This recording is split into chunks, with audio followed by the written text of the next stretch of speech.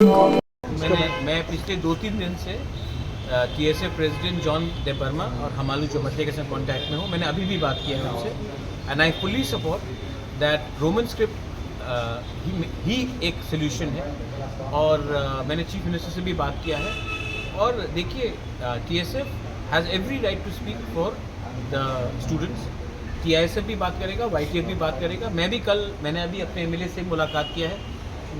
हम लोग असेंबली में भी यह बात उठाएंगे और मैं खुद असेंबली में रहूँगा in the visitors gallery to see that मेरे MLAs अपनी तीपरासा के बारे में बात करें और ये इशू को सीरियसली उठाएं।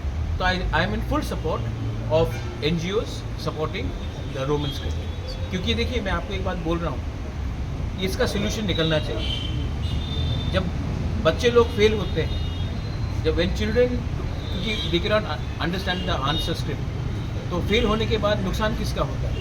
उनका करियर का होता है, उनका भविष्य का होता है। एक तरफ में हम उन्नति चाहते हैं और एक तरफ में बच्चे को हम लोग फेल करा रहे हैं। हाई कोर्ट में भी ट्रांसलेटर होता है, आप सेशन कोर्ट में भी ट्रांसलेटर होता है। और यहाँ में क्या हर्जा था अगर